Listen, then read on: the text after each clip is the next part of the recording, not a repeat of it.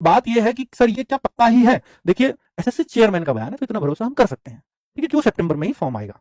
चलो, एग्जाम तय समय से 1 महीना लेट होने वाला है आपका, क्यों होने वाला है इसका रीजन देने वाला हूं। अगर सब कुछ सही रहा तो देखिए बच्चे, ये सारे आंकड़े बदल सकते हैं सितंबर में फॉर्म के भी। कब बदल जाएंगे? 12 सितंबर को एसएससी सीजीएल का एग्जाम है, रीशेड्यूल हुआ है एग्जाम, पहले 13 अगस्त को होना था, 30 अगस्त तक।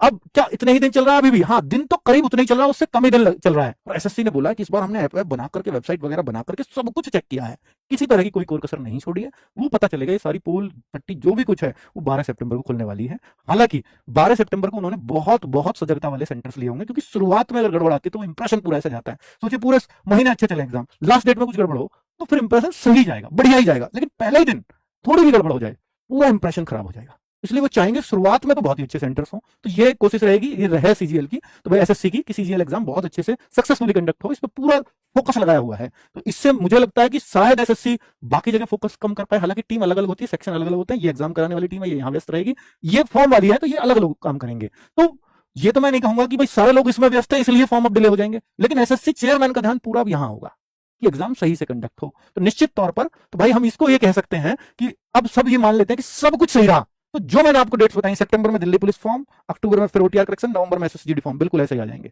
अब कुछ सही मानते हुए मैं चल रहा हूं अब दिल्ली पुलिस पर। तो दिल्ली पुलिस की सभी की डेट नवंबर दिसंबर दी थी, अब इसको क्योंकि 1 महीना लेट जा रहा है तो बाकी सारे एग्जाम सीएचएसएल और एमटीएस ये सब भी 1 महीने लेट हो जाएंगे, जिस जो डेट दी हुई होगी। बिल्कुल, लैब्स उतनी है तो उतने दिन में उनको भी करा लेंगे जितनी डेट्स पहले थी। तो ये तो कोई दिक्कत वाली बात नहीं है, इनके पीछे लगातार वो एग्जाम्स हो जाएंगे। तो अब आप नवंबर तो भूल जाएंगे, क्योंकि नवंबर तक तो एमटीएस जाएगा। बिल्कुल, नवंबर में तो वही हो सकता है, कुछ दिनों दिसंबर में भी खाएगा।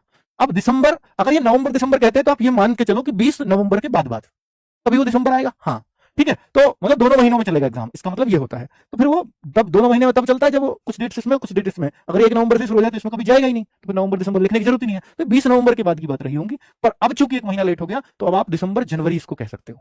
इसलिए कह रहा हूं कि अब जो एग्जाम होगा दिल्ली पुलिस का, अगर सब कुछ सही रहता है तो तब है कंडीशन, तो ये 20 दिसंबर से पहले कोई चांसेस नहीं रहेंगे।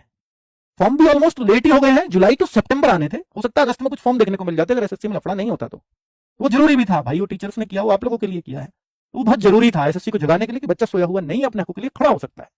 वो इसलिए वो बहुत जरूरी कॉल थी। अब आपका इतना जरूर है कि इतनी सजग एसएससी जरूर हो गई होगी कि बच्चा सहेगा नहीं अत्याचार को, तो इसलिए इनका एग्जाम बहुत सावधानी पूर्वक कंडक्ट कराना होगा और किसी तरह की कोई गड़बड़ ना हो, ये इंश्योर करेगा एसएससी चेयरमैन, है ना। चलो, तो कुल मिलाकर के अब आप अपना एग्जाम का दिसंबर जनवरी मान सकते हो इसको। इसलिए मैंने लिखा कि एग्जाम तय समय से 1 महीना होगा लेट।